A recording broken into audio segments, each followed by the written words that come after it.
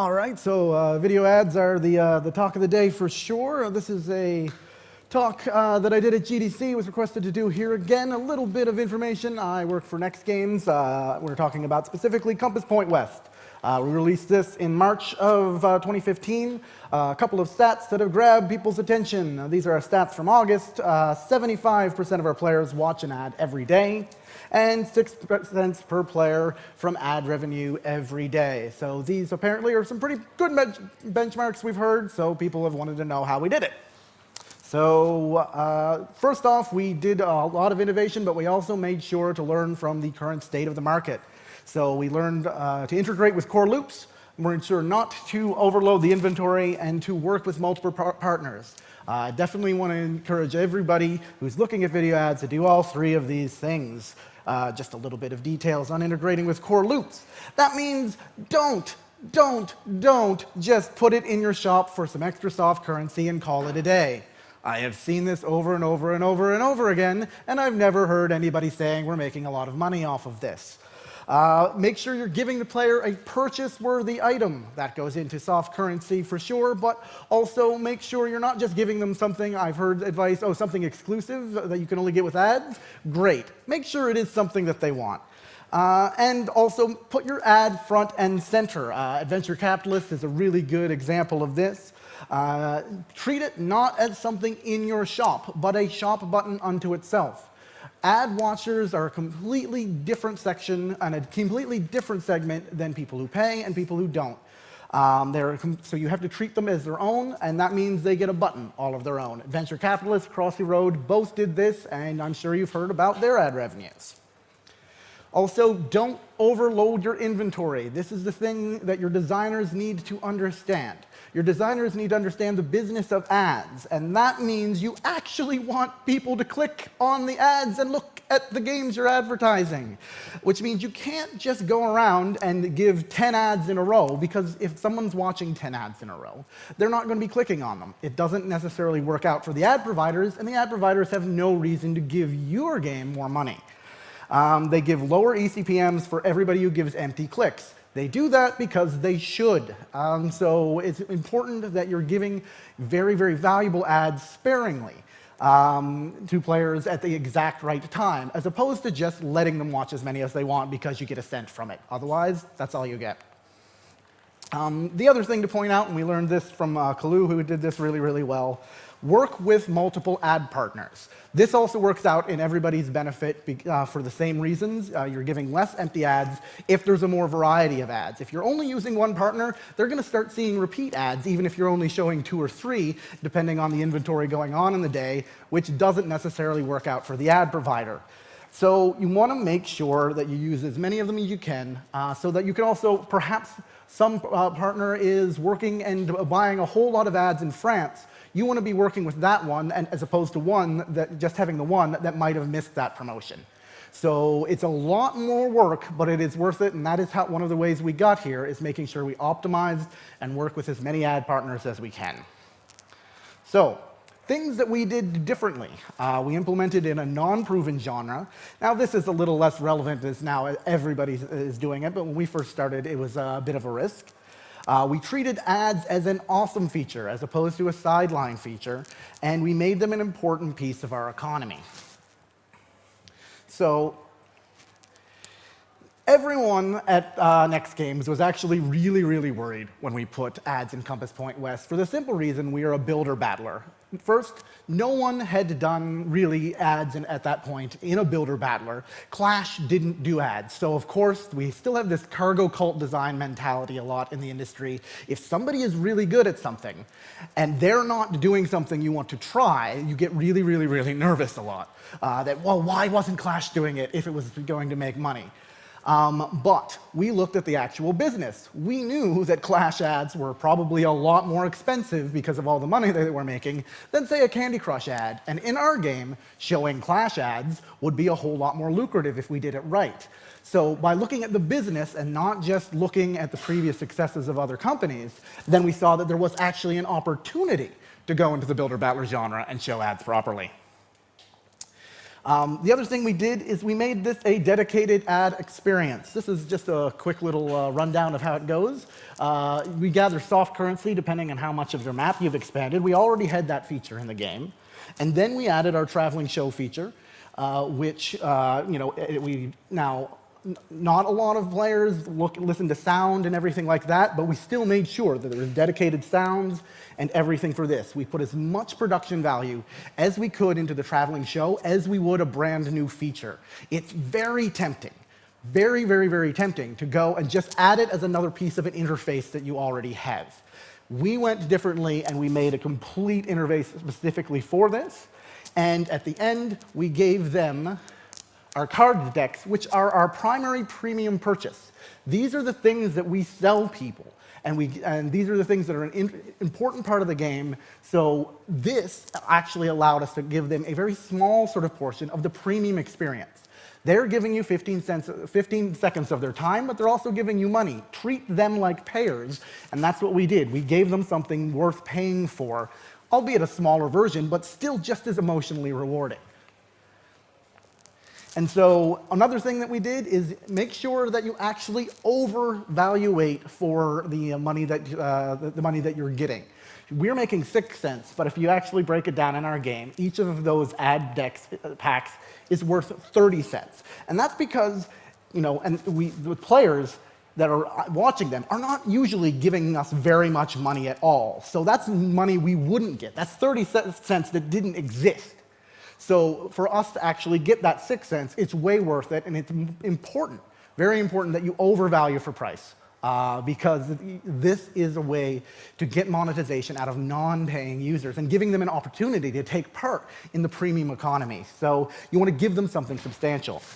So this essentially ended up, normally in free-to-play, you will give them often a teaser. You'll let them know what the premium experience is like. We don't necessarily do that in Compass Point West. We use the ads to do that, and we put them front and center. So by doing that, then they go, okay, this is what it's like to spend a little bit of money, like 30 cents worth of money. And we use the ads to replace that. And the other thing that you want to do is that if you have anything in your game that allows you to speed through, our ad packs have lots and lots and lots of speed ups, because that allows more engagement. If people aren't going to spend on that, then you want them to actually give a little bit of money to feel what that feels like, but also to keep them playing a little bit more. So it was touched on in the ad colony deck, how you can use this to actually really, really boost re-engagement while still getting some monetization out of it. So now, obviously, we did not come to this at Next Games by just guessing and throwing it into the wind.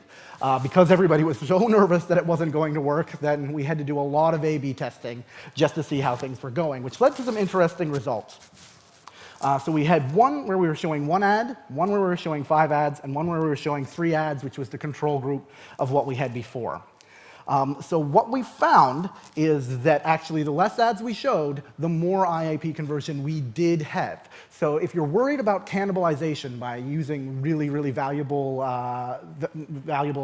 ad placement, it is true. There will be some cannibalization. But one thing to keep in mind is that there are other things involved in an IAPs with the platforms that actually, if we looked at the overall net revenue generated, the control group actually won out. So that made us think, okay, if there is some cannibalization, what will happen if we don't show any ads at all? If people didn't know that you could get things from ads in the game. And so what we found is that the one with ads had 20% more repeat purchases, 15% higher conversion rate, and 50% higher ARPDAU on IAPs, which means that the ads were actually increasing the value proposition of the game. If we were looking specifically at the people who spent, they were also some of our heaviest ad watchers as well, but they were spending, and they were repeating spending as well. So what ads do is that they allow players to know, hey, this game is actually worth more money than one that doesn't have ads in it. Because there's an opportunity for me to take part in some generosity and contribute and pay only when I really feel like, okay, now is the time to get something really, really heavy. So, but this is the thing, is that 50% higher ARPDAU, that is the one that is really important to note. Every game, I think, right now should have ads in it of some point after looking at this, for the specific reason it increases the value proposition of your game itself. So, if you got anything to take away from this, if you want to take pictures of any slides, this is the one to do it. Lower amounts of valuable rewards on voluntary ads used consistently by a large majority of players in the early purchase price range was the key to our ad revenue success. So, actually, I was told not to speed through it, and I did, so I've got plenty of time for questions. If anybody has any questions about the design process and how we made the decisions that we did, or how things are going now. Yes. Goes first. Hi. Hey, Mitch. Did you guys only A/B test the number of ads, or also the contents of the rewards that you were giving for the ads? Yeah, we only tested the number of the ads just to keep it at the value because it's randomized. We did make the assumption that the perception value would be pretty much invisible unless we made it really, really, really drastic. So it's something it is one we talked about doing, but we've determined that because it was so gacha heavy and we had such a large variety in the decks, that it would be very difficult for the players to perceive and make a decision that the A/B test could measure. Right. Just a quick follow-up. And how did you come to the giving away 30-cent value? Was that just kind of, the lowest entry point that you think would feel valuable, or did you we sort of played with what felt right in the decks. And so, like, I measured that after about where it would be. We didn't, and we were trying to get it to the right point.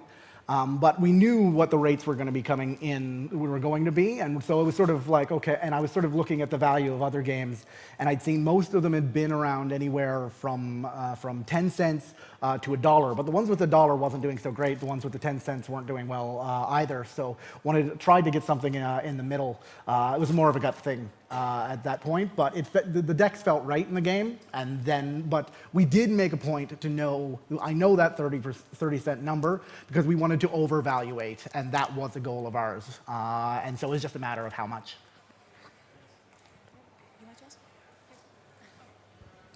Hello. Oh, sorry. Hey, I have the mic now. Okay. At what part of the development cycle did you do this A/B testing, and who were the users that you were testing with? We did this in soft launch. This was one of our earliest soft launch updates. In fact, we had an entire update in soft launch dedicated specifically to getting this right. So that's when we did it. We did it but because it was soft launch, we were paying specifically for the users. So it was very expensive for us to try and segment and then get a little more nuanced sort of details. So we did run actually the test after soft launch with the no ads. After we had seen like the whole full development build of the game, so we could get a good value perception sort of out of it. But the first ones that we did with those were done in soft launch immediately after the launch of the feature. Yeah. Oh. Oh. Okay. Hi, a question about the ad. So do you see any difference in the ad usage between the freshly acquired users and some older users? Yeah, a little bit. It's a slow linear curve. Like we don't have any tutorials or anything showing, so you can actually find the ads before you really know what the decks do. So we find that because of that, the earlier users don't necessarily get into it, but once it's after day one, then it starts going up. The players, we did create this to be an appointment mechanic, that you come back, you want to be excited that there's ads coming back. So the longer we have found, yes, that the longer players play and the longer that many days they've been retained, the more ads that they watch.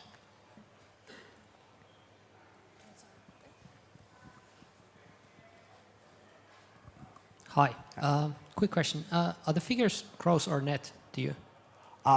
It is. It's net for 6 cents per user. Yeah. Cool.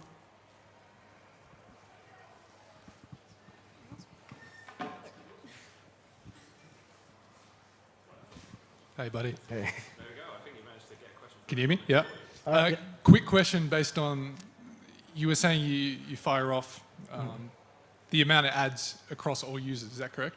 Yes. It's the same for everyone. Yeah. Is there any thoughts on optimizing based on segments or player behavior or non-spenders versus spenders? Or Yeah, there is. It's a little trickier to measure in ads because we're still making sure we're optimizing the eCPM.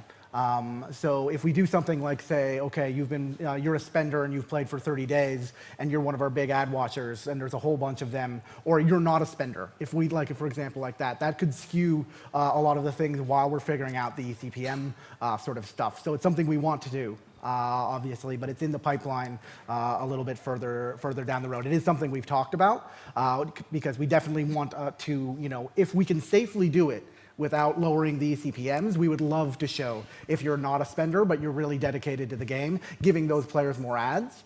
But because they are so valuable too, we don't want to give away some competitive advantage to non-spenders who might be getting more decks and things like that. So we would have to create different decks in those situations and stuff like that. All right, I'm way over time now, so anybody wants to talk with me, I have like a little bit, 10 minutes before I have to go back to the office and fix some other A/B tests.